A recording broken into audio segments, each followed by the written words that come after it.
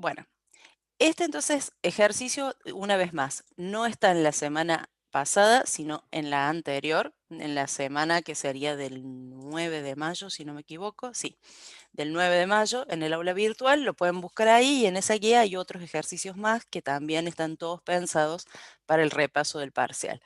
Yo elegí este, que se llama Simulacro Parcial 1K14, porque lo preparó el profe del 1K14, que está teniendo clase en este mismo momento.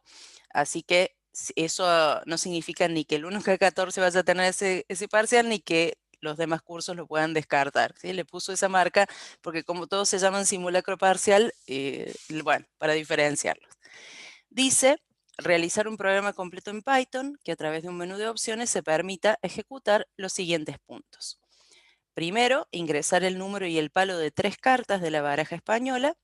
Puede usar valores aleatorios para la carga de datos. Determinar cuál es el palo que obtuvo el mayor valor numérico. Determinar además cuál es la suma de las 3 cartas. Por último, determinar si los naipes son de distinto palo. Ese es el ítem 1, la opción 1. Opción 2, ingresar un número, validar que sea un valor positivo entre 1 y 9. Luego, leer una secuencia de números, la carga finaliza cuando el usuario ingresa un 0. Determinar el promedio de los números, que son múltiplos del número ingresado, del primer número ingresado, ¿no? Y además determinar el promedio general de los números leídos. Por último, mostrar un mensaje si el promedio de los múltiplos es mayor o no al promedio general. Y opción 3 y última, terminar el programa. Este esquema ya está también informado con respecto al parcial, corresponde a un menú de opciones, dos opciones de desarrollo y una tercera que simplemente sirve para salir del menú.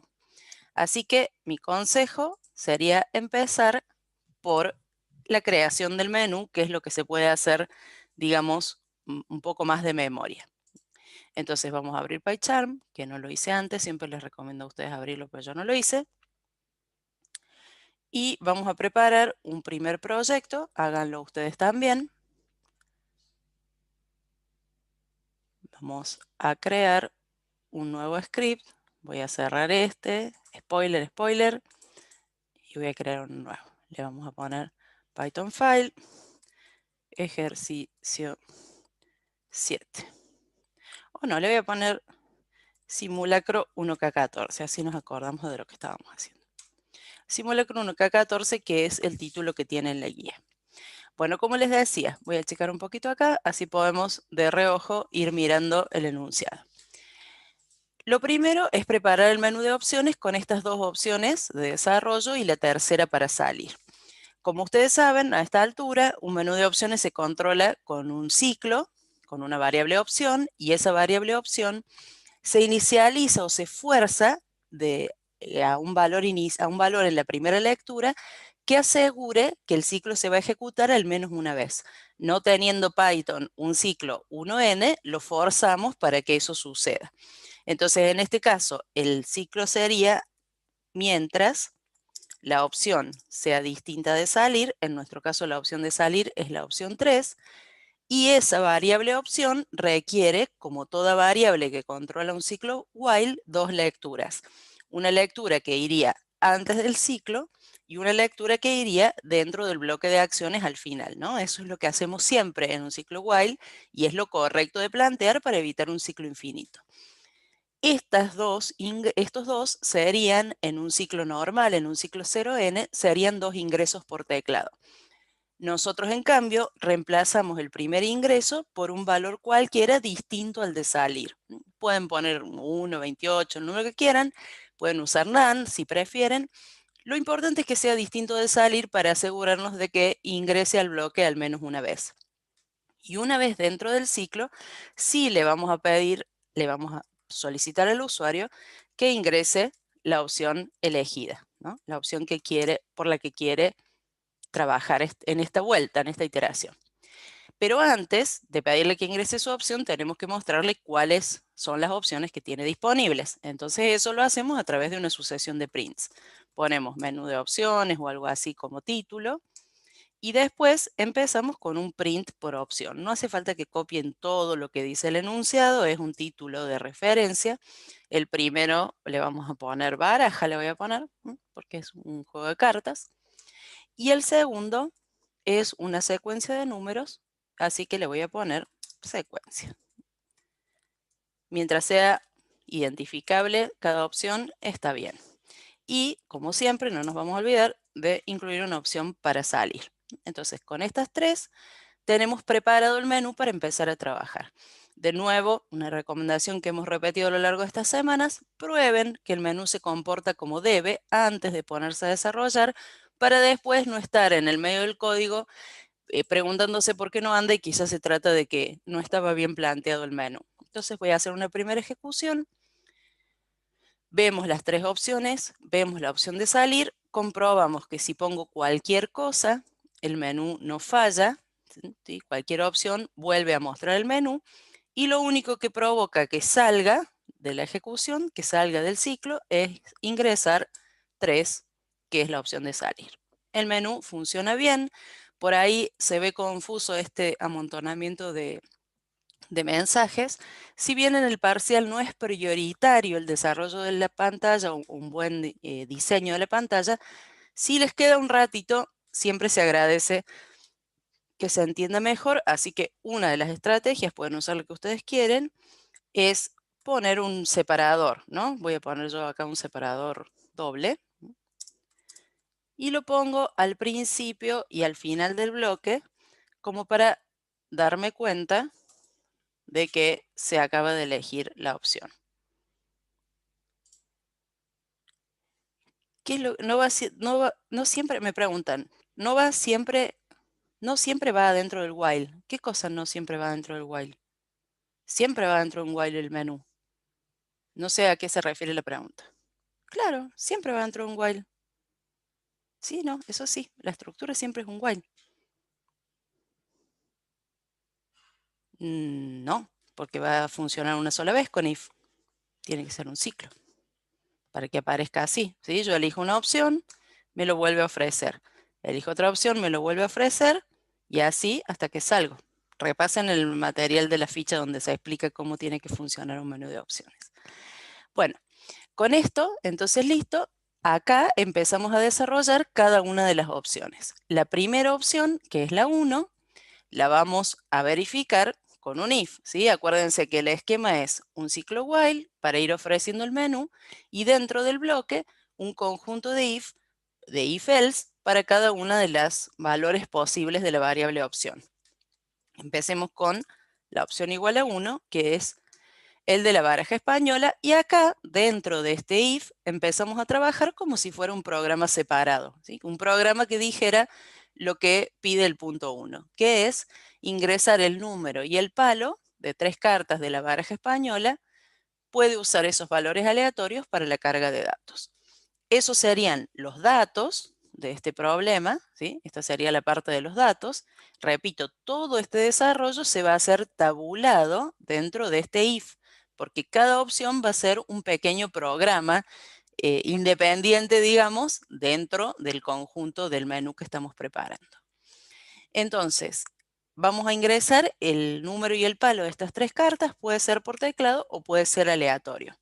Digamos, podríamos llamar a las variables carta 1, número, y yo voy a optar por hacer un valor aleatorio para que sea más rápido, pero se puede ingresar por teclado.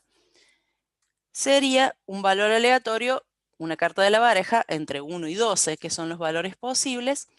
Tengo que importar para poder usarlo el módulo random.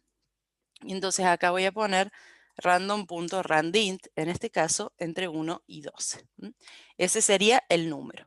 Ahora, para el palo, necesito optar entre 4 valores posibles, que son oro, basto, espada y copa. Entonces voy a definir previamente una tupla con esos 4 valores. Podríamos decir que el 0 es basto, el 1 espada, no sé, pueden inventar la equivalencia que quieran. Yo lo voy a hacer de esta forma para después seleccionar uno de ellos con un choice. Entonces voy a poner espada, oro, copa, basto, por supuesto que el orden no importa. los valores separados por coma, y entonces le voy a decir que para el palo seleccione entre esa tupla uno de los 4 valores. Este proceso se repite con las otras 2 cartas. Entonces tenemos la carta 2 y la carta 3. Me preguntan si no era que en el parcial no iban tuplas, no les vamos a pedir explícitamente que las usen. Yo acá la estoy usando para generar los valores aleatorios. Si ustedes en ese momento no se acuerdan cómo se hace una tupla, lo pueden hacer con números o con cualquier cosa que puedan generar en ese momento o lo ingresan por teclado. Nunca las van a necesitar usar obligatoriamente. Si las usan y las recuerdan y les queda práctico, para trabajar las pueden usar. No están prohibidas, no van a ser indispensables. Esa es la aclaración. No hay una lógica específica de tuplas involucrada en el parcial. Bueno, estas van a ser entonces las 3 cartas. Como siempre que trabajamos con valores aleatorios, las vamos a mostrar, porque si no se van a generar esos valores, pero nosotros después no vamos a poder comprobar los resultados. Entonces voy a poner un print para cada una de las cartas. Le voy a poner, por ejemplo, carta 1 y voy a poner. Ustedes sí están acostumbrados, no sé si están acostumbrados a jugar con las cartas, pero normalmente uno dice 4 de oro, 3 de copas, algo así. Claro, si ustedes en vez de querer hacer los valores aleatorios lo hacen ingreso por teclado, cada uno de mis random es un input. Cada uno de los random que yo puse acá es un input. Lo que pasa que tratándose de valores específicos deberían validar que el usuario no les ponga una carta que sea un 44, un 33. Entonces, me parece que en general, cuando se trata de validaciones, les conviene un valor aleatorio, además de que lo van a poder probar más rápido. Pero, si no se acuerdan o no les sale en ese momento, cambian por un input y va todo bien. Entonces, carta 1, voy a mostrar que es, les decía, el número y luego el palo. Entonces, digamos, número de palo, ¿no? Y así con la otra y con la otra. Recuerden también, control D les permite duplicar la línea, que en el parcial, cuando se trate de repetir cosas, por ahí les va a quedar cómodo de usar. El palo de la carta 2 y el palo de la carta 3. Vamos a verificar esto antes de seguir adelante. Voy a ejecutar. Y entonces cuando elijo cualquier opción, no pasa nada, o sea, esto sigue andando bien. Y cuando elija la opción de la baraja, me genera las 3 cartas. Un 7 de copa, un 11 de espada y un 2 de basto. Y termina porque hasta ahora no programé nada, pero me vuelve a ofrecer, nada más quiero decir, esto sí lo programé, pero me vuelve a ofrecer el menú de opciones y yo puedo volver a elegir la opción 1 y aparece otro conjunto de cartas. Vuelvo a elegir la opción 1, otro conjunto de cartas, elijo cualquier otra cosa, vuelve a ofrecer el menú y no pasa nada. Sí, está bueno, ¿no? 3 cartas podríamos hacer un truco. Algún año lo hemos programado. Bueno, y por último, 3, salir, termina la ejecución, estamos en orden.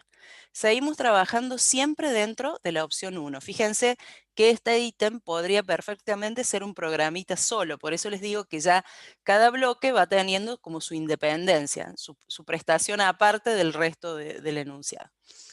Bueno, tenemos las 3 cartas. Ahora, ¿qué hay que hacer? Determinar, dice, ¿cuál es el palo que obtuvo el mayor valor numérico?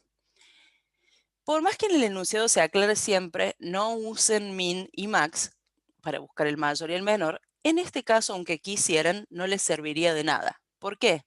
Porque si yo uso la función max para determinar el mayor de los 3 números, igual no sé a qué palo corresponde, ¿sí? No sé si era la carta 1, la carta 2 o la 3, y por lo tanto no puedo informar su palo. Entonces, en general no va a estar en el enunciado no va a ser posible usar max o min, pero si hubiera casos donde es posible, igual no deben usarlo porque nos tienen que mostrar que todavía se acuerdan del algoritmo de condiciones anidadas que identifica el mayor o menor entre 3 valores, que lo practicamos mucho hace ya un par de semanas. ¿Cómo era ese algoritmo? No era tampoco tan complicado de recordar. Partimos con cualquiera de los valores, en este caso empezamos con la carta 1 y comparamos. Si el número de la carta 1 es mayor al número de la carta 2 y el número de la carta 1 es mayor al número de la carta 3, me equivoqué variable, entonces la carta 1 es la mayor. Pero no tenemos que guardar el número de la carta más grande, sino el palo. Entonces, el mayor, le podemos poner mayor palo, para acordarnos de lo que habíamos guardado. Guardo en este caso el palo de la carta 1. Si el primero no es el mayor, entonces queda la comparación entre los otros dos. No se preocupen por decir qué pasa si son iguales, esto ya lo hemos discutido. Si son iguales los dos segundos, digamos, no nos interesa porque el mayor va a ser más grande que ellos. Y si da la casualidad de que las tres cartas son iguales, pues se elegirá cualquiera de ellas el algoritmo y es correcto porque va a elegir el número más alto. No se hagan lío con eso porque he visto en algunos algoritmos en el trabajo práctico enredadísimos para determinar si son iguales. No importa, ¿sí? Aprovechan la ventaja. La vez que les decimos no importa, no importa. No se complique, no se complique. Bueno, porque si se acuerdan en este esquema, es la respuesta positiva, la respuesta verdadera a esta condición determina que el mayor es la carta 1 y guardamos su palo. Pero en caso contrario, solamente compiten el 2 y el 3 entre ellos porque ya sabemos que el primero no es el mayor. Sí, van a poder preguntar lo que quieran durante el parcial, para eso van a estar en el Zoom. Van a poder preguntar lo que quieran y nosotros les vamos a responder en la medida de que no sea decisivo para el trabajo que están haciendo, ¿no? Que ustedes tengan que resolverlo, pero si tienen alguna duda del enunciado, vamos a estar ahí para responderles. Por eso. En este caso no, Juan Martín, depende de lo que diga. Acá cuando digan que buscan el mayor, buscan el mayor. En el trabajo práctico decía, tenga en cuenta el empate, porque ahí no daba lo mismo. Pero acá sí, el mayor valor, aunque esté repetido, va a seguir siendo el mayor valor. Si no, si el número de la carta 2 es mayor al número de la carta 3, entonces la mayor es la carta 2 y vamos a guardar ahí el palo de la carta 2, por nada. Y en el último caso, solo nos queda la posibilidad de que la mayor sea la carta 3, entonces guardamos esa. Siempre el palo, ojo, ¿no? Palo de la carta 1, palo de la carta 2, palo de la carta 3. Podrían, si quieren, guardar las dos cosas y luego informar la mayor carta es el 3 de oro, por ejemplo, pero no es eso lo que pide el enunciado, solo pide que recuerden el palo, entonces hagamos lo que dice el enunciado, así no nos complicamos. Esta búsqueda ya sería el proceso, ¿no? Les voy a poner esta marquita acá para que reconozcamos que estamos haciendo los mismos pasos que empleábamos para resolver un problema chiquito cuando empezamos a programar. Y ahora los resultados serían los prints de cada una de las cosas que vamos calculando. Voy a mostrar yo este resultado para comprobar si funciona antes de pasar a los siguientes ítems. Entonces, en este caso, el palo de la carta mayor es mayor palo. Dejo listo ese mensaje, no sea cosa que me lo olvide. Y una vez más pruebo que esto funciona antes de avanzar. Elijo la opción de la baraja, salen las tres cartas y dice el palo de la carta mayor es espada, que es correcto porque el 10 es más grande que estos 8. ¿Ven? Acá hay un caso de lo que les decía. El mayor es el 10, no nos importa en absoluto que los otros dos sean iguales. Y si el 8 hubiera sido el más grande, el mensaje iba a decir, es oro o es espada, según cuál comparara primero. En este caso hubiera dicho oro porque, perdón, hubiera dicho espada porque al preguntar el 8 de la carta 2 es mayor que el 8 de la carta 3, la respuesta hubiera sido no y se hubiera quedado con la carta 3.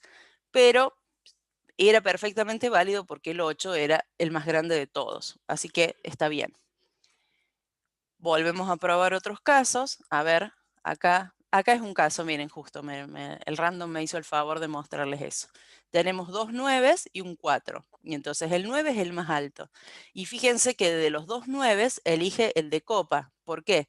Porque al preguntar si la 1 es mayor que la 2, la respuesta es no, porque son iguales, entonces la descarta. Y luego compara la 2 con la 3, y como la 2 sí es más grande que la 3, se queda con esa. Por eso nos dice que el palo de la carta mayor es copa.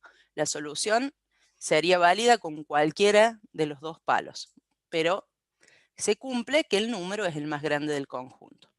Bueno, compruebo por las dudas, por si las moscas, que cualquier otro valor evita que no causa ningún problema, y la opción de salir para continuar con el desarrollo.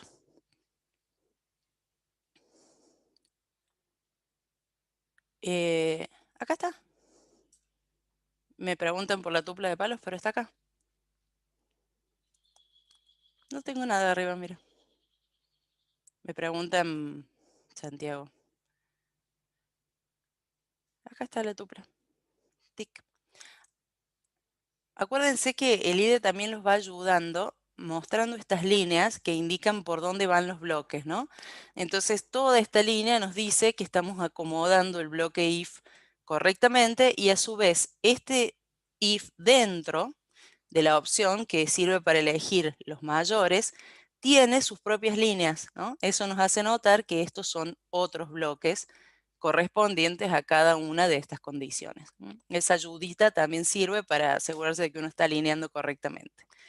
Bueno, está el palo de la carta con mayor valor numérico. Después dice determinar además cuál es la suma de las tres cartas. Esto es más sencillo, pero lo vamos a hacer igual. La suma es el número de la carta 1 más el número de la carta 2 más el número de la carta 3. Ya me parece que este chico quiere jugar al envido en serio, pero tiene ganas de que todos los números sean iguales, los palos sean iguales para eso. Bueno, y ponemos la suma de las cartas es suma. Acá casi no vale la pena ni probarlo, era para ver si se acuerdan de lo básico. Y por último, determinar si los naipes son de distinto palo. Eso requiere una comparación, ¿no? Entonces, la podemos hacer acá mismo, en la zona de los resultados, o la podemos hacer antes y guardar el resultado en una bandera booleana o algo así. Cualquiera de las dos sería válida. Yo lo voy a hacer directamente en la zona de resultados. Y vamos a preguntar, con un if, si los naipes son de distinto palo, dice. ¿Cómo hacemos para comprobar que son de distinto palo? Nosotros estamos acostumbrados o más acostumbrados a comparar si son del mismo palo, ¿no? Si son del mismo palo sería, si el palo 1 es igual al palo 2 y el palo 1 es igual al palo 3, les estoy trayendo seguro recuerdos porque así era el ejercicio de los dados, para ver si todos los dados eran iguales. Ustedes hicieron esto y alcanzó, ¿no? Porque si el 1 es igual a 2 y a su vez el 1 o el 2 son iguales al 3, es suficiente. Ahora me están ayudando en el chat, y para preguntar si son distintos, la forma es cambiar el signo, como bien me están ayudando ahí. Si C1 es distinto de 2 y C1 es distinto de 3. Ahora, ¿esto cubre todas las posibilidades? Si C1 es distinto de 2 y C1 es distinto de 3, ¿alcanza para que todos sean distintos? No, me dicen, porque yo estoy poniendo un tono sospechoso en mi pregunta. ¿Qué más hay que controlar? Claro, en el caso de la igualdad, alcanza con la pregunta que yo hice antes, porque si por ejemplo, supongamos que el palo es oro. Si oro de la carta 1 es igual a oro de la carta 2, luego comparo la carta 3 con cualquiera de esas dos, y si es oro, listo. Pero en cambio, si son distintas, por ejemplo, el 1 es oro y el 2 es copa, oro es distinto de copa, sí. Y oro es distinto de copa, que fuera la carta 3, y también me diría que sí, y sin embargo la carta 2 y la 3 son iguales entre sí. Entonces, en este caso necesitamos una comparación adicional entre el 2 y el 3 que no se han verificado hasta ahora, ¿no? Si C2 es distinto de C3, ahí nos aseguramos de que las 3 cartas tienen un palo diferente. Entonces mostramos las 3 cartas tienen o son de distinto palo. Yo, en general, esto por supuesto que no incide en la nota, pero trato de poner un mensaje exactamente como dice el enunciado, mayormente para orientarse uno, ¿no? Porque, por ejemplo, acá determinar si los naipes son de distinto palo y capaz uno pone no son iguales y no, yo trato de decir exacto lo que me preguntaron, ¿no? Acá me dice, determina si los naipes son de distinto palo, entonces yo informo los naipes son de distinto palo. Me dice, en caso contrario, bla, bla, bla, no. Así que no necesito mostrar nada en el caso contrario. Si acaso me interesa, si yo quiero asegurarme de que está funcionando, podría poner acá, print, los naipes no son de distinto palo. ¿Sí? Que no significa que son iguales, porque puede ser que haya 2 iguales y uno distinto. Entonces, si quieren, ponen un mensaje adicional. ¿Lo pide el enunciado? No, así que también podemos considerar que si el mensaje no aparece es porque no son de distinto palo. Vamos a probar estas 2 últimas adiciones que hicimos al ejercicio. Vamos con la baraja. A ver, salieron 2 oros y una espada. El mayor palo de la carta, el palo de la mayor carta es oro, sí, porque es el 11. La suma de las cartas es 24 y no apareció el mensaje de palos distintos porque hay 2 oros. Entonces probemos de nuevo. De nuevo salieron 2 oros. La suma, nos faltó controlar antes, 8 y 8, 16 y 6, 24, está bien. La más grande es el 8, que está repetido y nos dice que es de oro, está bien. Probamos una vez más y acá sí aparecen 2 naipes de distinto palo, oro, basto y copa, está bien. La mayor es copa, que es el 3, está bien. La suma 3, 2, 5 y 1, 6, está bien. Hago una aclaración acá. Si ustedes optaron por los valores aleatorios, como tal vez les pasó también en el trabajo práctico, a veces justo no se da la combinación que queremos probar, ¿sí? Por ejemplo, en este caso, ¿qué pasa si los 3 palos son iguales? ¿Funciona? Y es difícil que en el aleatorio se repita 3 veces el mismo palo. Entonces, en ese caso, lo que ustedes tienen que hacer es cambiar el random, no por un input, porque van a perder el tiempo, digamos, del ejercicio, sino cambiándolo por un valor a mano, ¿sí? Por un ratito, comentan el input que tenían, no lo borran, y lo cambian por un valor fijo. Tanto lo pueden usar con el palo como con el número. Por un ratito, después no lo vayan a entregar así, pero la forma más rápida de probar es dejar de lado el input o el random, cualquiera de los dos que tengan ahí, y clavarle los valores fijos para comprobar un caso especial que quieren verificar, ¿no? Entonces yo acá quiero verificar si con 3 palos iguales anda bien la validación de palos distintos. Y efectivamente me salieron 3 cartas de oro. Luego el palo de la carta mayor es oro, por supuesto, porque es el único que hay. Y la suma de las cartas es 21, así que funciona bien. ¿Cómo hago para que todo el texto sea un comentario? Para que el numeral hace que se vuelva un comentario esa línea. ¿Sí? ¿Qué es lo que a ustedes les importa? Si no, en este caso pueden probar y probar hasta que a lo mejor un caso va a funcionar. Pero en general, digamos, les conviene a lo mejor ingresar el valor. Ojo con dejarlo así, por favor. Bueno, tenemos cubierta entonces la primera opción, ¿sí? Lo que nos pidió la primera opción. Lo que corresponde ahora es colocar Enter y a la misma altura del primer if, por eso les decía, tengan en cuenta que las líneas son orientativas de en qué bloque estamos trabajando, a la misma altura del primer if, pero dentro del while, colocamos la pregunta para la opción 2. El if, opción igual a 2. Y si quieren pensar un ratito, decir, uy, no sé qué voy a programar acá. Pueden poner un print cualquiera, por ejemplo, mientras van trabajando, o pueden usar la sentencia pass, que es equivalente a dejar el bloque vacío, ¿no? Si quieren esperar un ratito y que no les haga lío en el bloque, lo pueden reemplazar con un pass. Me preguntan, Juliano, me estáis preguntando por lo del comentario. No hice nada novedoso. Me puse adelante del random y puse un numeral así. Y solo se convirtió todo lo que está a continuación del numeral en un comentario. No es que yo lo seleccioné. Me ubiqué adelante, presioné numeral y eso convirtió todo el texto en comentario. No hace falta aclarar. El atajo del teclado para marcar una línea, ay, no sé cuál es. Después investigamos en internet. Yo nunca lo uso. Nunca borro la línea. Creo que es control Y. A ver. No. Ah, sí. Usar control Y para redo o para borrar la línea. Borrar la línea. Ah, ¿eso será? Control Y borra una línea completa. Pero acá parece que uno puede elegir uno de los dos usos. Pero no sé. Ah, para seleccionar la línea completa, no sé. Yo lo hago siempre con el mouse. Hago tic y la elijo entera. Doble clic, la elige.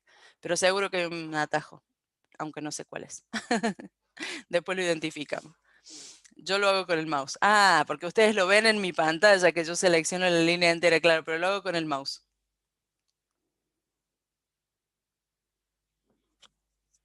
Eh, no, Juan Martín, porque eso es un tema de más adelante. El import por ahora lo ponen así, como está.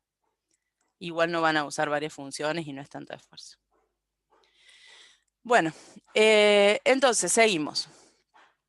Decía la opción 2, pueden, si no están seguros de empezar a desarrollarla acá, pueden reemplazar el bloque por paz.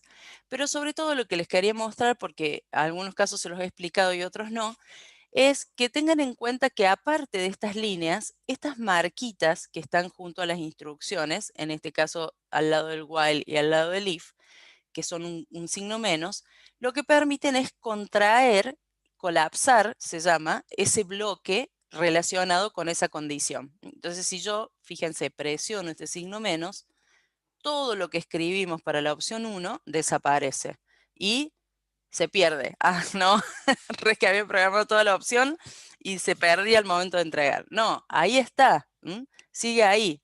¿Cómo sabemos que sigue ahí? Primero porque acá hay un signo más, segundo porque acá hay unos puntos suspensivos y después porque ubicándose sobre los puntos suspensivos hace un despliegue indicando que aquí abajo está el resto del código. Acá también pueden ver que cambia de número de línea, dice 12 y después dice 37.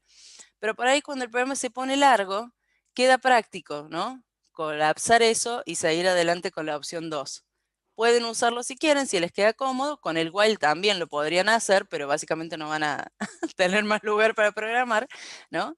Todo condición que tenga un bloque anidado, como pasa con el while, con el for, un bloque tabulado, se puede colapsar y expandir de esta manera. Así que por ahí si lo quieren hacer, para no estar escribiendo 200 veces scroll mientras desarrollan acá abajo, tal vez está bueno así, ¿no? Y concentrarse en la opción 2.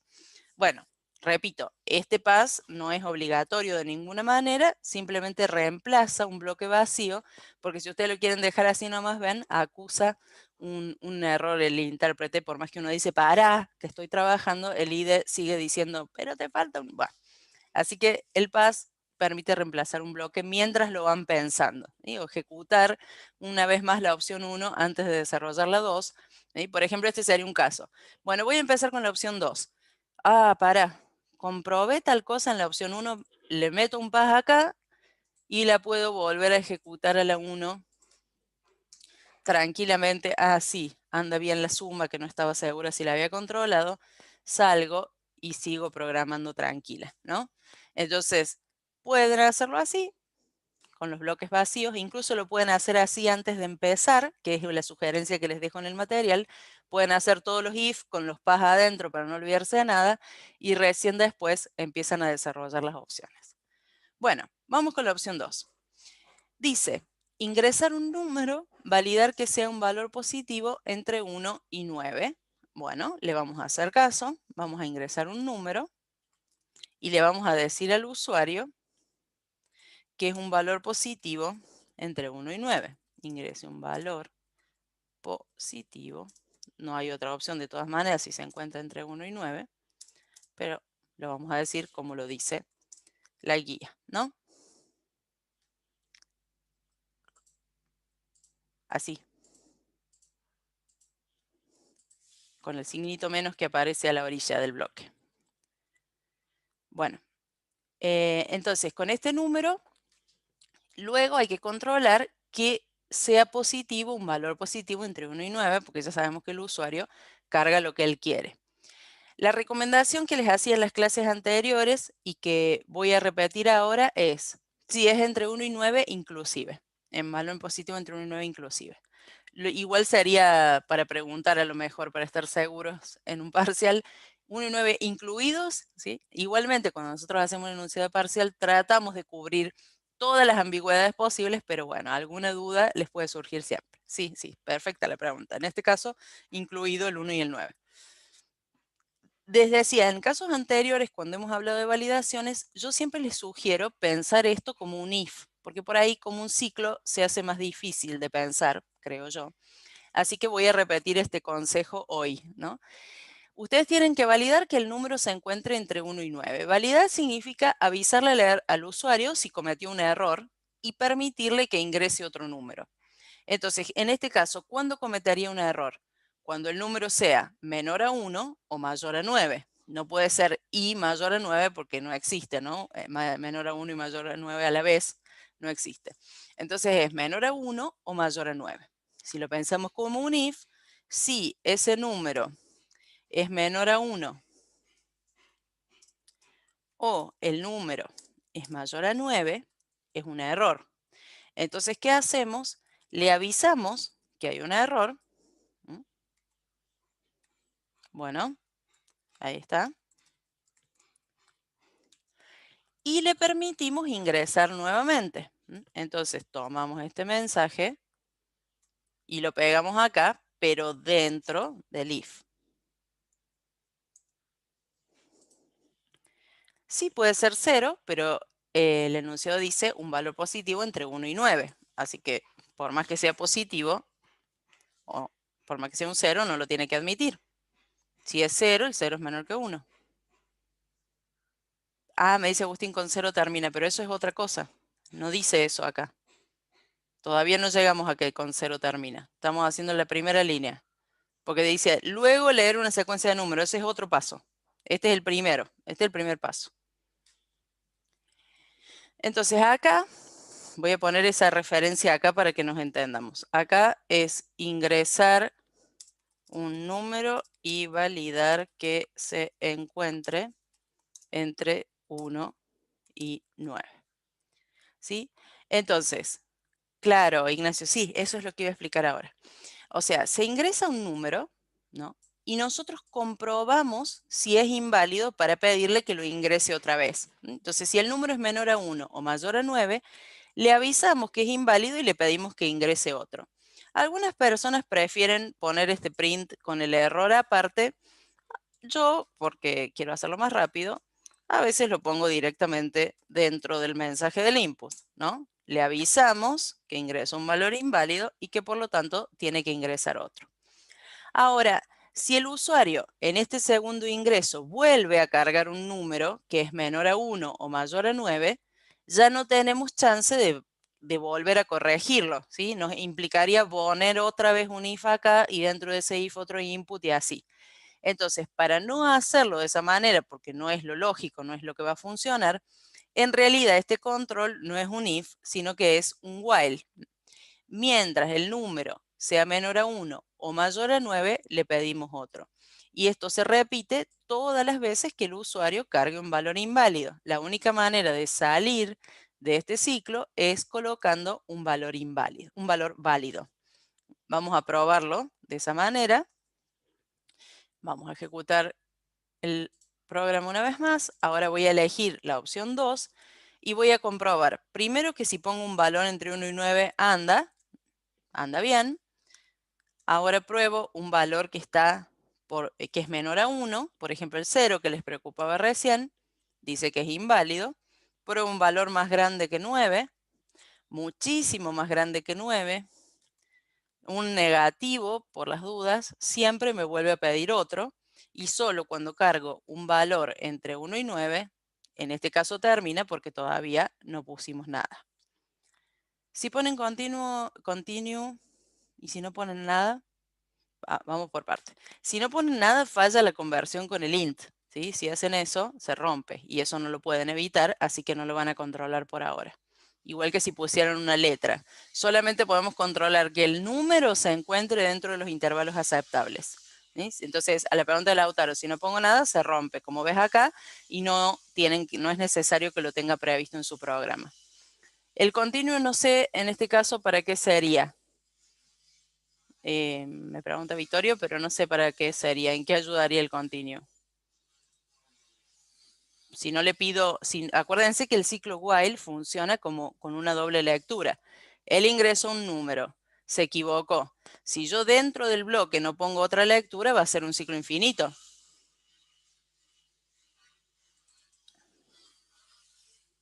Ah, sí, no sé. No me convence mucho. La intención es siempre permitir que él corrija, ¿sí? O sea, tiene que el usuario volver y corregir. No sé si cambiaría demasiado. Claro, ahora entiendo, Vittorio. Claro, lo que vos decís es continuo en el sentido de que vuelva al menú de opciones, pero no sería una validación, digamos, que siga adelante con el ciclo más grande. Claro, me parece que no. La validación consiste en darle la oportunidad de volver a ingresar. Está bien, si él vuelve a ingresar a la opción, podría también ingresar otro valor, pero me parece que no. No pasa nada, Joaquín me pregunta si esto va a traer problemas con el 3 que permite salir. La idea es que no, pero es buena pregunta, porque yo ejecuto. Cuando ya elijo la opción 2, me encuentro dentro del programa correspondiente o del subprograma, llamémosle así, correspondiente a la opción 2. Entonces, si yo acá pongo un número 3, ese 3 es para esta opción, es para trabajarlo dentro de este proceso. Y si quiero salir, tengo que volver, una vez que regrese al menú de opciones, acá presiono el 3. Claro, y es buena la observación de Valentín de que también es diferente. Pero por ahí es una buena pregunta para decir, si yo me quedo, por ejemplo, yo entro a la opción 2. Supongamos que en vez de 3, la opción para salir fuera la 0, que no está admitida acá. Si yo quiero salir y empiezo a apretar el 0 acá, ¿voy a lograr salir? Y no, porque ya estoy dentro de otro bloque. ¿Sí? Entonces, la cuestión sería que yo primero ingreso el valor correspondiente a esta opción y recién ahí me vuelve al menú de opciones y dentro del menú de opciones elijo la de salir, que acá es el 3, pero podría ser 1 que no se admita en este conjunto. Bueno, Vittorio me decís que funciona igual con el continuo, entonces va. Si la opción A, si el número no ingresa un valor, continuo. Bueno, está bien. Podés fijarte así. Yo la verdad que no lo validé y no puedo verificarlo mucho ahora. No me animo a decirte sí, es lo mismo porque la verdad que no lo controlé. Pero después lo pienso bien y te contesto. No quiero dejar una sugerencia a días del parcial acá que sea dudosa. Así que te creo, pero vamos con la receta por ahora. Después lo reviso bien, pero seguramente está bien lo que estás pensando. Pensé que te referías a volver a la opción. Si te hace exactamente lo mismo, te deja ingresar otro valor, está bien. Después lo reviso cuando termine la clase. Bueno, sigo. Esta es la primera parte, que dice ingresar un número, validar que sea un valor positivo entre 1 y 9. Y punto, dice ahí, hay un punto. Luego, leer una secuencia de números. O sea, esta es la segunda parte.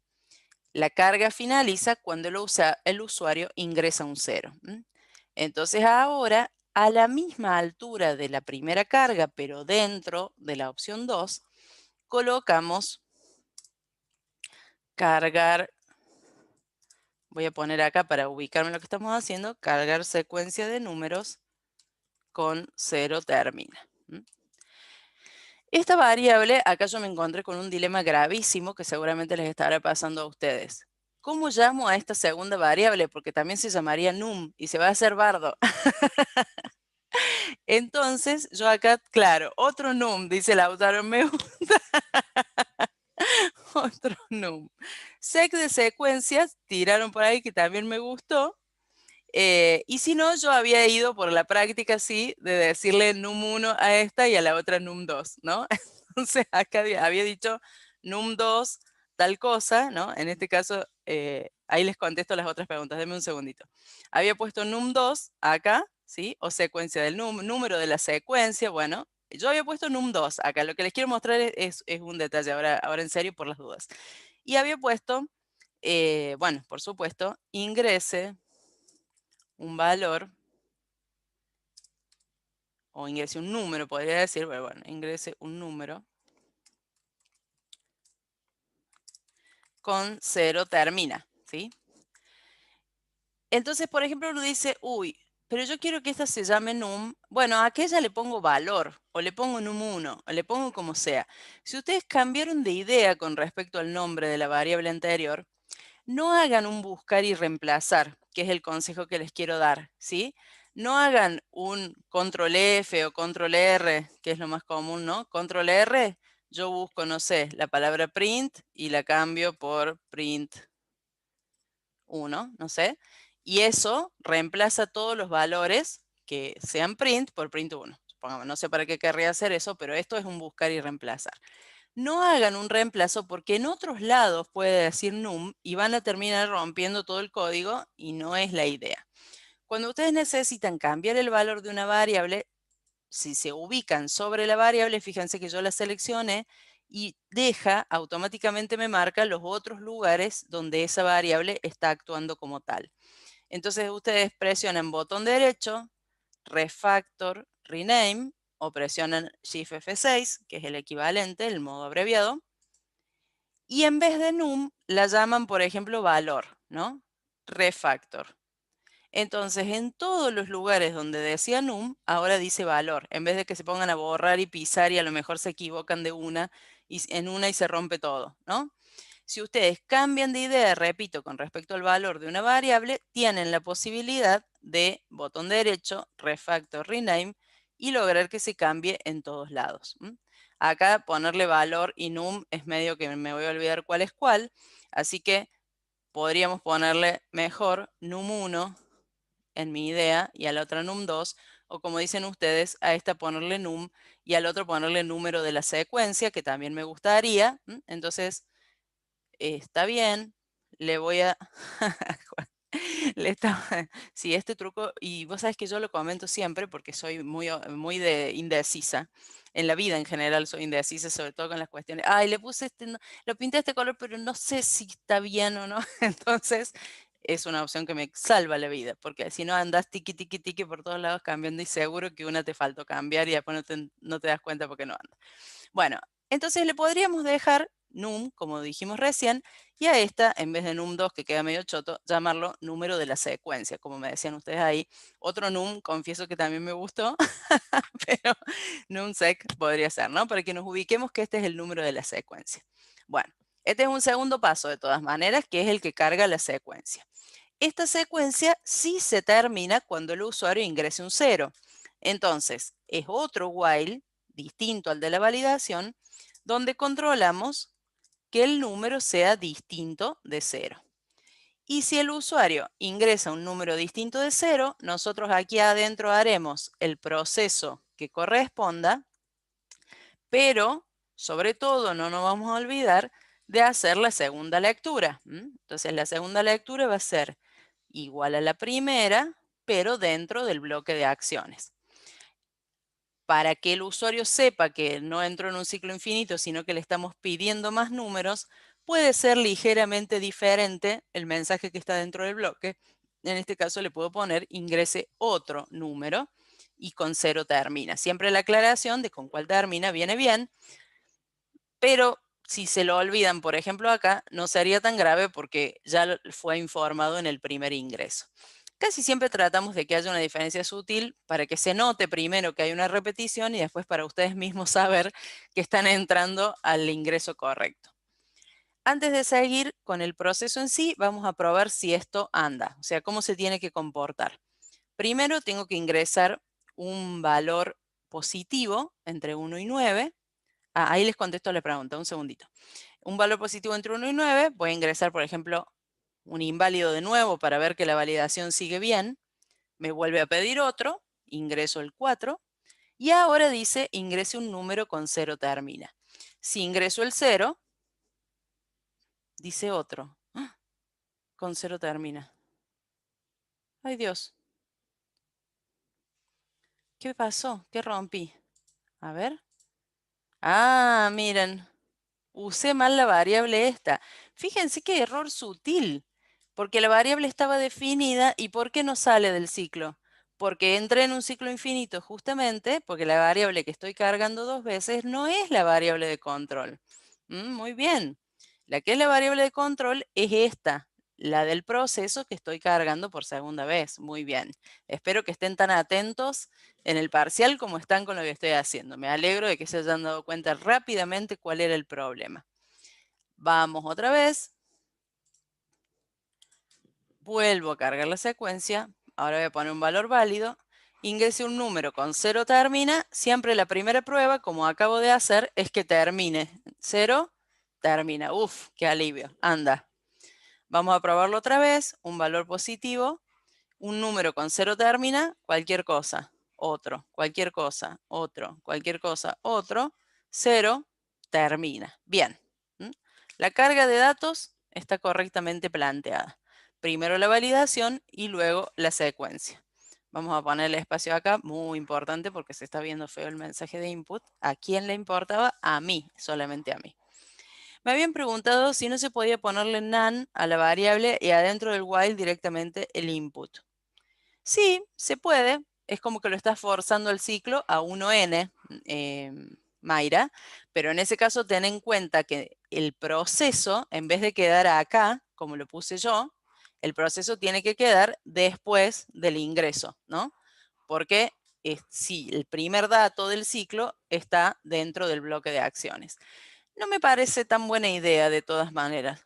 No me parece tan buena idea. Prefiero que lo hagan, me parece más razonable hacerlo con las dos lecturas como se está planteando acá. No, no sé si conviene. La verdad que no sé qué decirte. Funciona, pero no sé si es buena idea. Claro, exactamente. Tomás está diciendo lo mismo. O sea, lo que me está diciendo Mayra lo represento acá por las dudas. Lo que me está diciendo es, yo puedo poner acá un valor cualquiera, hacer el truco mismo del menú de opciones. O sea, poner cualquier valor acá, como sí o sí va a ser distinto de cero ese valor, va a entrar y va a hacer la primera lectura en este caso, porque no hay ninguna variable ahí, y por lo tanto el proceso tiene que ir aquí abajo, ¿no? Porque el primer número que yo cargué es este. En cambio, en el esquema de doble lectura con input, como lo estoy haciendo yo, el proceso del primer número lo tengo que hacer acá y recién después cargo el otro y vuelvo a dar la vuelta. Claro, ojo con el orden donde va el proceso. En el caso de hacer la doble lectura como estamos acostumbrados, una lectura, una condición, el proceso de ese número si es que entró al bloque y recién viene la segunda lectura. Bien, ¿y cuál sería ese proceso? Dice determinar el promedio de los números que son múltiplos del número ingresado. O sea, acá ya le voy a decir al profe que debería decir del primer número ingresado, ¿sí? De los números que son múltiplos, lo voy a poner acá y después lo voy a corregir en la guía, del primer número ingresado, si no suena raro. O sea, básicamente hay que comprobar en cada vuelta si el que estamos procesando, que está guardado en numsec, es múltiplo de num, que fue el que se cargó en el primer paso de este proceso. ¿Cómo se hace para comprobar si un número es múltiplo de otro? Porque el resto de dividir uno por el otro es cero. Ya lo hemos usado muchas veces para determinar si un valor es par, cuando lo que en realidad estamos controlando es si es divisible por 2. Entonces, la condición, como me están sugiriendo ahí, es si el número de la secuencia por ciento, el número que se ingresó antes, es igual a 0. Eso indica que el número de la secuencia es exactamente divisible por num y por lo tanto es su múltiplo. Sería un ejemplo, es numsec sea 9 y num sea 3, si yo divido 9 divido 3, el resultado es 3, el resto es 0. Entonces 9 es múltiplo de 3, es divisible por 3, en el mismo concepto. Bueno, entonces si este número de la secuencia es divisible o es múltiplo del que se ingresó en la primera parte, lo que necesitamos es un promedio. Ustedes saben que los promedios se calculan al final. Como siempre les digo, es un aprendizaje que sí o sí nos deja el secundario. Mientras nos vamos sacando las notas, vamos especulando con el promedio, pero eso se define al final. Dentro del proceso, en este caso, en el caso de ustedes, dentro del año lectivo, y acá dentro del proceso, ¿qué hay que hacer? Hay que ir sumando y contando los valores, sumando, por ejemplo, cuando usted lo hace en el colegio, suman las notas y dividen por la cantidad de pruebas que tuvieron. Bueno, acá es igual. Tenemos que sumar todos los números, contar cuántos son, porque no lo sabemos de antemano. Si esto fuera un ciclo for, lo sabríamos de antemano, pero no lo sabemos. Entonces, también tenemos que contar los números. O sea que acá sería suma de los múltiplos, guardo el número de la secuencia, ¿sí? Un acumulador. Y la cantidad de múltiplos la incremento en 1, exactamente como me están diciendo ustedes. Una variable suma, una variable acumuladora y una variable de conteo para saber la suma de los números y cuántos eran. Ambas cosas dentro del if del múltiplo. Nuevamente resalto que la línea nos ayuda a darnos cuenta de que este bloque está correctamente indentado. ¿Por qué lo está subrayando? Porque no está inicializado. ¿Dónde lo inicializamos? Me preguntan en el chat y yo les pregunto a ustedes. ¿Dónde lo inicializamos? Antes del ciclo, antes de empezar con el procesamiento. Entonces acá también lo podríamos hacer aquí arriba, pero lo podemos hacer acá más cerquita de este segundo ciclo. En ambos casos funcionaría. Tiene que ser fuera de este ciclo que está calculando la suma y la cantidad. Así que lo voy a hacer acá. Suma de múltiplos es igual a 0 y la cantidad de múltiplos también hay que inicializarla en 0. Así que voy a aprovechar y lo voy a hacer en la misma línea. Cantidad de múltiplos también es igual a 0. Recordemos que se pueden inicializar dos variables, separando así los valores con comas. Esto no es tupla, ¿sí? Es asignación en una sola línea. El primer valor se carga en la primera variable, el segundo valor se carga en la segunda variable. Bueno, esto me va a permitir, cuando termine el proceso, o sea, aquí, calcular el promedio de múltiplos, que es igual a la suma de múltiplos dividido la cantidad de múltiplos. Y lo muestro. En principio lo muestro. El promedio de múltiplos es promedio de múltiplos. Y probemos si anda. Fíjense cuántas veces yo ejecuto antes de terminar el código. Sé que me pongo por ahí pesada con esta recomendación, pero es muy importante. Vayan comprobando que anda lo que hacen. Y cuando ya más o menos pueden ver un resultado, pruébenlo. Porque si uno escribe muchísimas líneas, fíjense que ya vamos por 50 y pico de líneas, y le da play al final, no anda y nos agarra la desesperación de dónde corregir. En cambio, si van probando, se pueden concentrar y fallan un momento, se concentran en la parte que falla. Miren lo que me pasó a mí recién con la variable controladora del ciclo while. Si yo hubiera programado todo y recién cuando le daba play a la segunda opción me aparecía eso, capaz no me daba cuenta tan fácil de dónde estaba el problema, porque ya me olvidé de lo que había escrito. Traten de ir así paso a paso comprobando. Acá vamos a comprobar el promedio de los múltiplos. Entonces, voy a la secuencia, pongo un valor positivo, como dije recién, voy a poner un 3, y un número que sea múltiplo de 3, voy a poner el 9, otro que no sea múltiplo de 3, no sé, el 17, y otro que sí sea múltiplo de 3, el 12, y ahora termino. Entonces dice que el promedio de múltiplos es 10,5. ¿Qué hizo?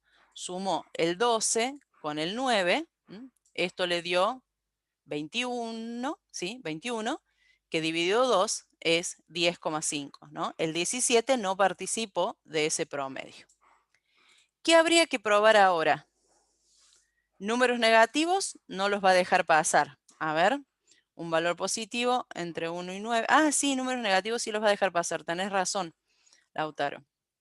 A ver, voy a poner un número negativo. Voy a poner el 4, pero antes que eso, voy a hacer algo más lógico, no más lógico, pero más prioritario, que es terminar el ciclo apenas arranca, ¿sí? Primer valor, poner el corto. Entonces pongo 0 y se rompió todo. ¿Qué dice? División por 0, como justamente predijo Camila en el chat.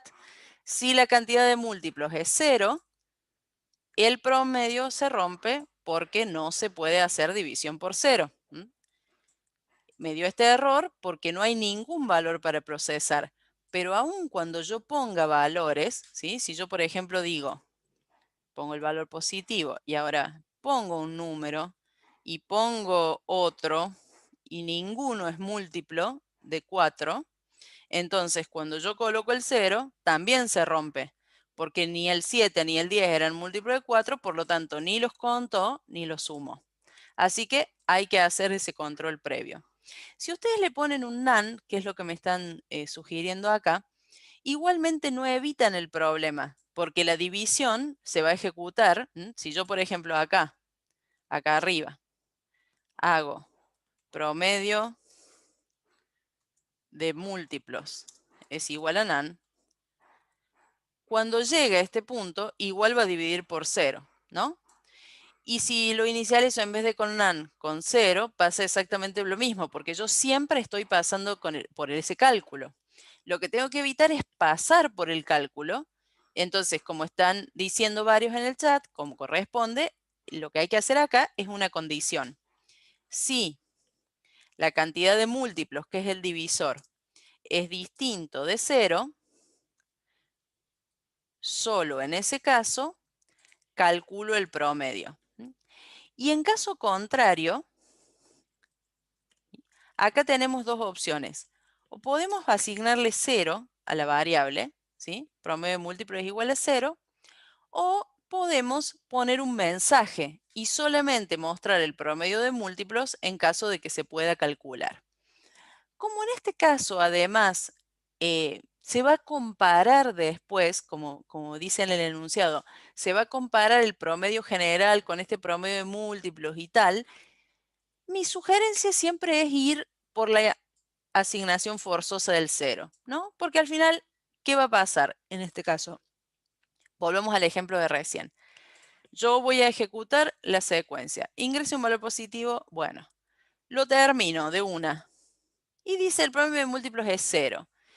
Y está mal y no, es nada, ¿sí? Es vacío, no existe. No está mal, se acepta como convención que un promedio de ningún valor sea 0, ¿sí?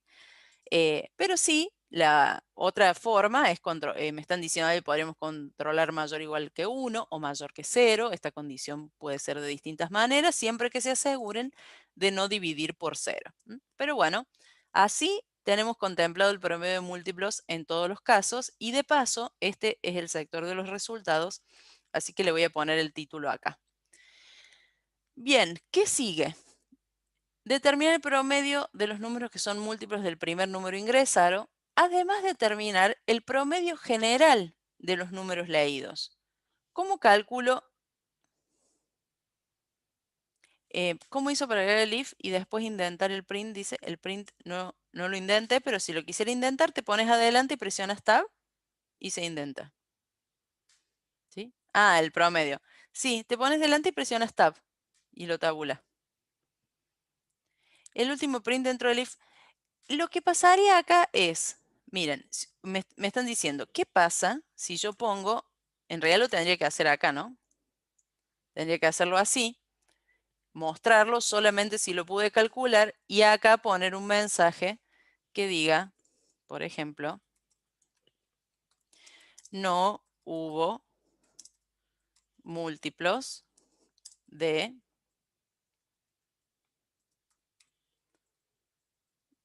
y podría poner el número de arriba para que quede más lindo, ¿no? No hubo múltiplos de 4, diría, no hubo múltiplos de 3, el valor que sea. En ese caso estaría bien. Yo lo que no haría, como consejo les digo, es evitar esto, ¿sí? O sea, no dejaría el promedio sin calcular, porque a lo mejor no se dan cuenta y más adelante usan la variable para otra cosa y falla. Y es aceptable forzarle el valor a cero, ¿sí? O sea, yo un valor cero le asignaría. Algunas personas lo inicializan en cero, ¿sí? Lo inicializan en cero acá arriba y solamente lo calculan si es distinto de cero, si es distinta la cantidad, o sea, si hay alguna cantidad, también sería viable. No les recomiendo dejar esa variable con la posibilidad de que no tenga un valor asignado porque puede tener un problema. Mínimamente un none, algo asígnenle. Siempre las variables que se definen en una condición conviene que tengan un valor definido. Bueno, esto para el promedio de múltiplos. Ahora nos toca el promedio general. ¿Qué diferencia tiene el promedio de números de múltiplos con el promedio general? Que en el promedio general intervienen todos los números de la secuencia participan. Entonces, lo podemos hacer. Ah, mira que Juan Martín quería ahorrar tiempo, pero no, Juan Martín, no va a poder ser. No va a poder ser. Vamos a tener que hacer esto mismo, sumar y contar los números de la secuencia, pero sin tener en cuenta que sean múltiplos o no. O sea, esencialmente vamos a tener otra suma y otro conteo, pero a la altura de este if, ¿sí? O sea, dentro del ciclo general. Sin esta condición, vamos a tener que hacer otro acumulador y otro contador que incluya a todos los números, ¿sí? Entonces acá vamos a hacer una suma común, una suma, como dice, promedio general. Vamos a hacer una suma general, pongámosle, para, si quieren, para no confundirnos. La suma general acumula los números de la secuencia. La cantidad general cuenta todos los números de la secuencia. ¿Por qué la suma general no me la subrayó y la cantidad general sí? Ah, porque le asigné, muy mal. Más igual. Ahora sí se quejó de las dos. ¿Está? O sea, hay que hacer esto mismo, pero independientemente de la condición. Y eso no se puede evitar porque acá tienen que participar todos los números y acá solamente los que sean múltiplos. Entonces nos toca nuevamente inicializar esta suma general y esta cantidad general, ambas en cero, ¿sí? Tenemos dos conteos y dos acumulaciones. Uno solo para los múltiplos y otro general. Y de la misma manera vamos a tener que hacer otro cálculo de promedio, pero ahora para el promedio general. Y ya sabemos que aun cuando no aparezca ningún múltiplo, hubo una falla recién, ¿no? Bueno, si yo no cargo ningún número, o sea, si ya empiezo directamente colocando 0 como primer valor de la secuencia, el promedio general también va a fallar, porque la cantidad general de números va a ser 0. Entonces acá el cálculo también tiene que controlar eso. Si la cantidad general es distinta de 0, entonces lo que tenemos que hacer es calcular el promedio general como suma general dividido cantidad general. Y acá podemos mostrar el promedio general. El promedio general es, y lo muestro.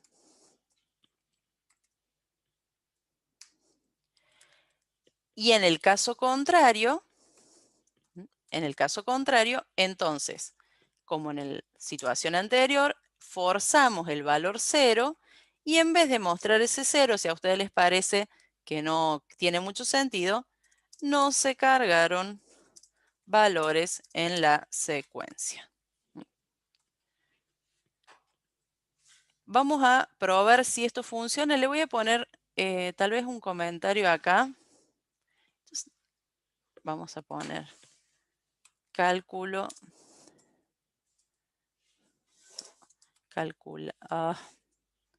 calcular el promedio de múltiplos Y acá le voy a poner calcular el promedio general, para que les quede a mano.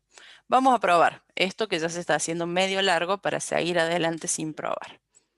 Secuencia, ingrese un valor positivo entre 1 y 9, ingreso cualquiera porque la primera prueba que voy a hacer es cargar 0 al arrancar, o sea, ningún valor en la secuencia. Pongo 0, no hubo múltiplos de 5, dice, y no se cargaron valores en la secuencia, así que nuestras previsiones funcionaron bien. Vuelvo a probar, ahora sí voy a poner un valor importante, digamos, al que voy a prestar atención, voy a poner un 5 de nuevo, y voy a poner un número que no sea 0, pero que tampoco sea múltiplo del 5. Voy a poner un número 333, no sé. Ingrese otro número con 0 termina, ahora sí pongo el 0, y entonces ahora dice, no hubo múltiplos de 5, pero sí saca el promedio general, que es 333, lógicamente, porque es un solo valor, ¿no? Y por último, probemos los casos donde haya números y también haya múltiplos. Voy a insistir con el 5. Voy a poner un número que sí sea múltiplo de 5, 20. Un número que no lo sea, 300. Voy a poner un número que podamos sumar. Voy a poner, no sé, 4. Y después, otro número con 0 termina. También voy a poner que sea múltiplo de 5, 10. Y ahora sí voy a terminar. Entonces dice, el promedio de múltiplos es 15 porque hizo 20 más 10, 30, dividido 2, 15. Y el promedio general es 24 más 10, 34, dividido 3, da 11 y un poquito más, ¿no? Porque daría 10 si fuera 30 y el 4 causa este periódico. Usen números, ya se los recomendé a esto en ejercicios anteriores también, usen números que a ustedes les permitan mentalmente verificar si al menos tiene sentido la respuesta. O sea, yo no estoy segura si es 333 o es 222, pero por lo menos no me dio 400.500, ¿no? O sea, que dé un valor más o menos razonable de acuerdo a los que ustedes han ingresado por teclado, es suficiente para estar seguros de que funciona. Bueno, un esfuerzo bárbaro. ¿Terminamos el ejercicio? Por último, ¡ay Dios! Todavía quedaba algo. ¿Es necesario mostrar la suma? Pregunta Lautaro. No, porque solamente te pidieron el promedio. Si lo hubieran pedido, lo mostras. Pero con el promedio está bien. Lo último es mostrar un mensaje si el promedio de los múltiplos es mayor o no al promedio general. Y acá viene lo que les decía recién. Si nosotros no le hubiéramos puesto un 0 a estas variables, cuando vayamos a hacer la comparación de promedios, que es lo último, como prometió el enunciado por último, esa comparación podría fallar si alguna de las dos variables viene vacía. Entonces nos conviene ponerle 0 como hicimos previsoriamente en los pasos anteriores, porque ahora simplemente vamos a comparar si el promedio de los múltiplos es mayor al promedio general, ¿sí? No nos dice en este caso un solo mensaje como fue en la opción 1, sino que aclara, mostrar si el promedio sí, bien digo, de los múltiplos es mayor o no al promedio general. Entonces hay que decir las dos cosas. Si el promedio de los números es mayor al promedio general, entonces mostramos el promedio de los múltiplos es mayor al promedio general, ¿no? Y en caso contrario, copiamos este mensaje y seleccionan, pegan abajo, el promedio de los múltiplos no es mayor al promedio general. Yo odio repetir las líneas así y vi durante la corrección de los trabajos prácticos que varios de ustedes comparten mi preocupación de repetir los mensajes. Entonces, si son medio maniáticos como yo y no quieren hacer esto tan largo, aunque existe el copy-paste, la forma sería poner en una variable, ¿no? Por ejemplo, una variable comparación que diga, por ejemplo, es mayor. Ustedes van a decir, está loca, pero puede suceder porque por ahí el mensaje es más largo y uno no se quiere, uy, puse comillas dobles, y el mensaje es más largo y uno no quiere estar repitiendo el mensaje y si cambias de idea tenés que corregir el mensaje por todos lados, entonces pones es mayor, acá pones no es mayor, incluso puedes poner es y no es si ya sos un loco tremendo, pero por lo menos así, entonces ponen el mensaje una sola vez. El promedio de los múltiplos y aquí adentro ponen tengo las mayúsculas, comparación al promedio general. Entonces dice, ¿es mayor o no es mayor?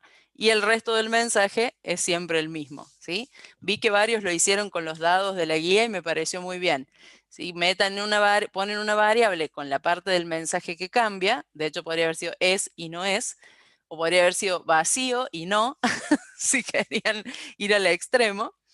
Eh, y entonces después muestran solamente la parte que cambia, ¿no? Hacen un solo print. Esto es un chiche, chicos, se los muestro porque lo vi en la guía, repito, en el trabajo práctico quiero decir, y porque por ahí, ahora hablando en serio, uno quiere generalizar el mensaje, entonces se puede hacer de esta manera, como que esta variable haría un poquito de bandera. Eh, claro, pero adentro tiene una cadena, mira, no me creen estos chicos. Lo podría concatenar, pero con la coma también funciona, Santiago. Me está peleando Santiago. No, Santiago, mira lo que me cuesta Santiago. Te muestro, Santiago. Teneme fe. Voy a poner el valor. Luego, ingreso un número, con 0 termina. Pongo 0. Miren cómo quedó. Pero tantos meses que nos conocemos y desconfían de mí. ¿Ven que dice el promedio de los múltiplos no es mayor al promedio general? ¿Mm? No le tenían fe, ¿eh? No le tenían fe. Ahora lo revisamos a esa duda que tienen. Ingreso ahora otro valor positivo, 4, y voy a poner un número que sea múltiplo de 4 y que sea grande. Por ejemplo, voy a poner el 100. Y un número más pequeñito que divida, vamos a poner un 3, que no es múltiplo. Y ahora 0. Entonces, el promedio de los múltiplos ahora es mayor al promedio general.